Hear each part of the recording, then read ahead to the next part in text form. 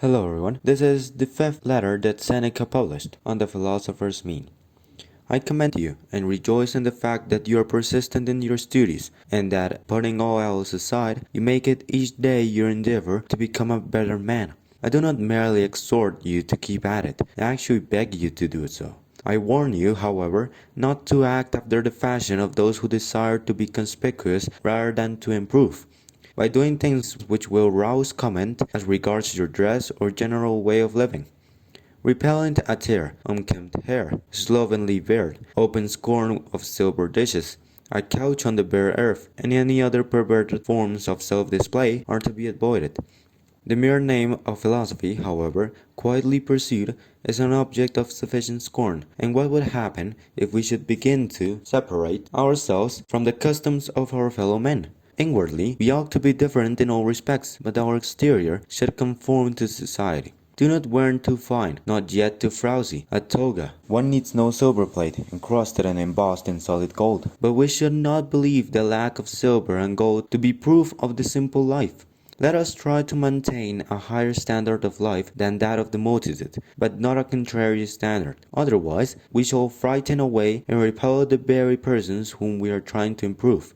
We also bring it about that they are unwilling to imitate us in anything, because they are afraid lest they might be compelled to imitate us in everything. The first thing which philosophy undertakes to give is fellow feeling with all men, in other words, sympathy and sociability. We part company with our promise if we are unlike other men. We must see to it that the means by which we wish to draw admiration be not absurd and odious.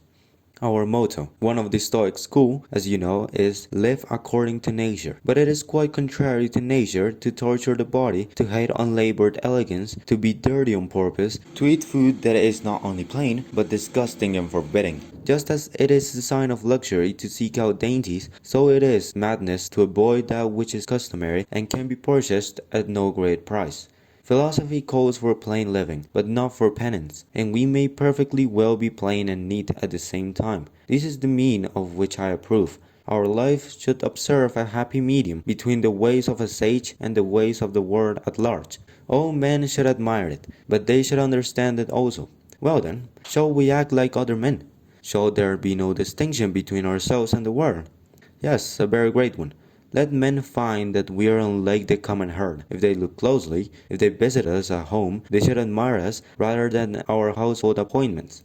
He is a great man who uses earthenware dishes as if they were silver, but he is equally great who uses silver as if it were earthenware. It is the sign of an unstable mind not to be able to endure riches. But I wish to share with you today's prophet also. I find in the writings of our Hecato that the limiting of desires helps also to cure fears. Cease to hope, he says, and you will cease to fear. But how, you will reply, can things so different go side by side? In this way, my dear Lucilius, though they do seem at variance, yet they are really united. Just as the same chain fastens the prisoner and the soldier who guards him, so hope and fear, dissimilar as they are, keep step together. Fear follows hope. I am not surprised that they proceed in this way. Each alike belongs to a mind that is in suspense, a mind that is fretted by looking forward to the future. But the chief cause of both these ills is what we do not adapt ourselves to the present, but send our thoughts a long way ahead. And so foresight, the noblest blessing of the human race, becomes perverted. Beasts avoid the dangers which they see, and when they have escaped them are free from care. But we men torment ourselves over that which is to come as well as over that which is past. Many of our blessings bring pain to us, for memory recalls the tortures of fear, while foresight anticipates them. The present alone can make no man wretched. Farewell. Reflection. Seneca invites us to live a well and plain life with the resources you have to hand. There are two extreme sides to this spectrum. Extravagance will only make your mind wretched and completely ill, whilst being completely ascetic only gives you an unearthly wrong comparison to others.